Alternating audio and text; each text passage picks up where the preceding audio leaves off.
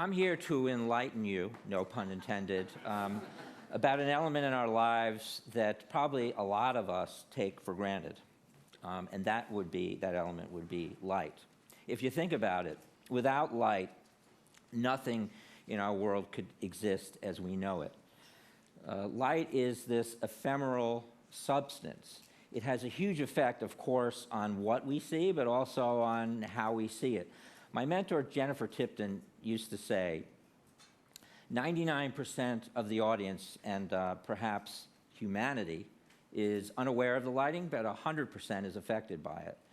In the theater, light creates the visual context. It provides the lens through which we experience a theatrical event. A lighting designer crafts and manipulates the medium of light to tell a story, to inform the style of production, and to evoke a particular emotional response. The big question is, how do we do it? I mean, how do we accomplish this kind of objective? Well, before I can get into that, I think it's important I talk a little bit about the nature of light and how we see. Think of light as, the physicians or the physicists define light as electromagnetic radiation that can be perceived by the eye. But I think you should think about it as this vibrating wave of radiant energy that's emanating from the sun or bouncing off a reflective surface like the moon or the sky, or radiating from these artificial sources you see here. If you look at this image, you see this is a beam of white light, or a wave of white light, being broken up into its component parts by a prism. You can see that every color of the visible spectrum is contained in white light. And the spectrum ranges from red at one end to blue and violet at the other. Now, we've all seen a more compelling version of the spectrum than this graphic representation, probably on the misty morning of a summer day. You've all witnessed a rainbow. It's actually, a rainbow occurs when light is broken up, or sunlight is broken up into its component parts by tiny water droplets in the atmosphere. So when light enters the eye, it strikes certain receptors. You've probably all heard of rods and cones that are part of the retina, which you can see there, which is a layer of millions of photosensitive cells. And these cells translate light energy into electrical energy, which is then processed by the brain to create the sense of sight. Also in this region of the eye, there are these other receptors called ganglia, which produce hormones in varying quantities based on the available light. For example, there's a hormone called melatonin, which is responsible for circadian rhythms, or your body clock, when you wake up, when you sleep, when you eat, etc. In situations of decreased light levels, of low light levels, like when you turn your bedside lamp off at night, melatonin will increase. The ganglia will increase more production of melatonin, which stimulates the onset of sleep. In other situations, under bright light, for example, the melatonin decreases, and depending on the quantities, you could experience discomfort, disorientation. It kind of reminds me of why I never sleep very well when I forget to turn the lights off at night. Now, color is also a very important part of how we perceive light and how we feel about things that we see. For example, under red light, our appetite is stimulated, our heart rate may increase.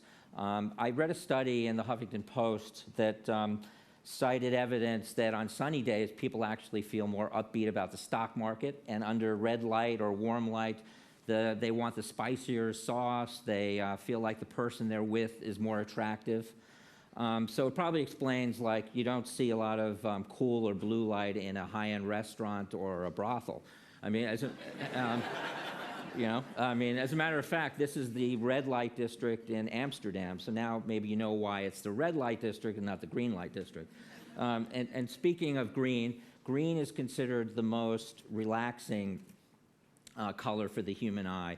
There's studies that confirm that it actually has a restful effect on the body. It can dilate the blood vessels, slow breathing, and some people think it's the association of green with our ancestral habitat that makes it so beneficial. And blue, another color that's very common, it's associated with ethereality, coolness, serenity. The city of Glasgow actually installed blue street lighting in certain neighborhoods, and they experienced a big drop-off in the crime rate. Now, my thinking was, well, maybe it was that it calmed everybody down, but it could have been that it was so hard to see, there was no activity. Now, one thing that's also important to remember is that light is kind of subjective. Color perception is subjective. It changes depending on certain factors, such as race or ethnic background or age or gender. There was this study where males reported that red outfits actually make females seem more attractive, yet women reported that the color of a male's outfit didn't make any difference in terms of attractiveness. Now, the women here may beg to differ with the study, and I don't think I can really blame you. The important thing to remember is that there's a clear physiological, psychological relationship between light and humans that's been part of our DNA for generations. Part of my job as a lighting designer is to study these relationships, is to understand that any choice we make, no matter how small, can have a profound effect on perception. And part of my personal study is looking at light in nature, studying the work of the great artists who can render light in 2 dimensions in amazing ways on a canvas.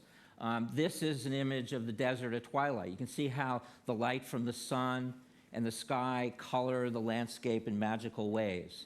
Or this incredible morning light through the stained glass windows that it's like a collaboration between man and nature. Or an image at sunset that shows how rich and varied the color of light can be at this time of day. And then the work of these artists, this is Degas, Edward Hopper, Renoir. All of them see light slightly differently, but they all manage to create a sense of time and place and evoke a real emotional response in the viewer. And this is what I try to aspire to when I create light for the theater. I'm going to show you a quick demonstration of how we tell stories through light, how we manipulate light to tell a story and to express intention and to affect perception.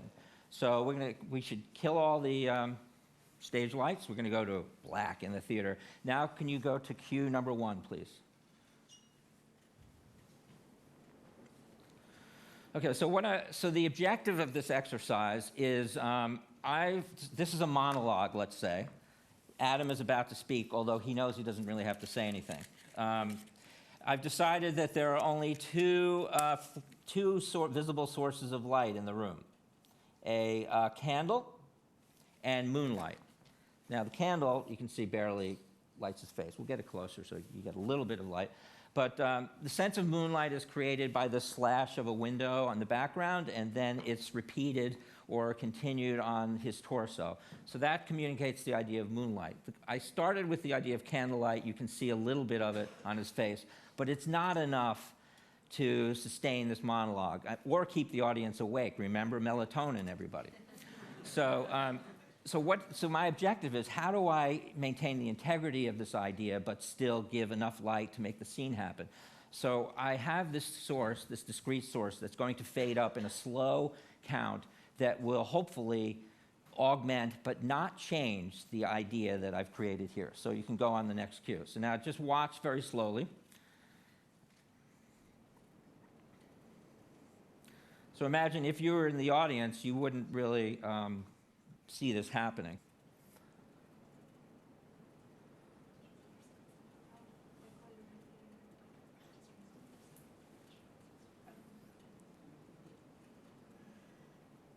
So you can imagine over the course of the monologue, this light is hidden, you're not aware that it's there, and slowly it fades up, and the monologue continues, nobody falls asleep, you maintain your interest. Thank you very much, Adam. I appreciate it. Excellent job.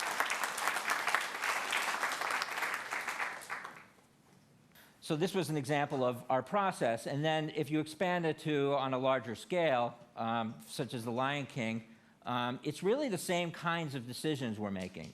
For The Lion King, our mandate was to create the sense of an unending sky inspired by images of the Serengeti.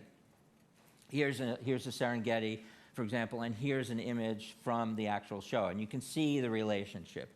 Because The Lion King is more of a fantasy and a Shakespearean drama than it is a realistic play, we were encouraged to kind of develop a landscape that was more emotional than it was real. And so the color palette was a bit wider than you encounter in nature. You can see this is fairly naturalistic, but then there are other moments that were, highly colored and sort of highly charged in a way that perhaps you wouldn't encounter in the real Serengeti.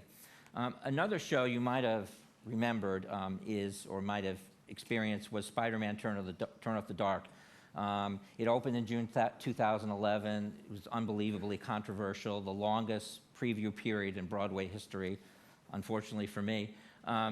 It was inspired by the Marvel comic strips in terms of the design. Had brightly and vividly colored backgrounds. The scenery unfolded like the pages of a pop-up book. And it kind of looked like a massive three-dimensional version of a graphic novel on stage. These are some early renderings, and here are some images from the show itself. So you can see those backgrounds. You see how the light is filling in the details and helping to support the storytelling. The vivid colors, all very much related to the palettes of the artwork that we used as our research. One of the big challenges was the flying superheroes and supervillains that soared over every inch of the theater, and even women who were actually weaving a silk and swinging out on saffron fabrics over the audience heads. It was quite a challenge and quite interesting. Lots of embedded lights in scenery, even things like these taxi cabs that tracked back and forth had two sets of headlights and taillights, all part of the lighting design, all part of us trying to support the storytelling. The process was quite complex. It took 4 years to complete, not including the delays. And we had creative meetings, budgeting meetings, scheduling meetings, which didn't really work out too well in terms of scheduling. But then a year almost in the theater. There I am in the middle of this maelstrom. I guarantee that most theaters and most technical rehearsals don't look like this. But it was a fascinating challenge. And the thing is that Lion King, Spider-Man, no matter how big the show is, how large or small, the process is very similar to even that little choice that we saw here. The thing that I always ask, no matter what the size of the project is, I ask this question. How can I reveal the world of this play or musical in a way that's compelling, unique, and is faithful to the intention of my collaborators? Now, the parameters might change, the tools, the techniques may differ, but one thing is always a constant, and that is the ephemeral and magical substance we know as light. Thank you.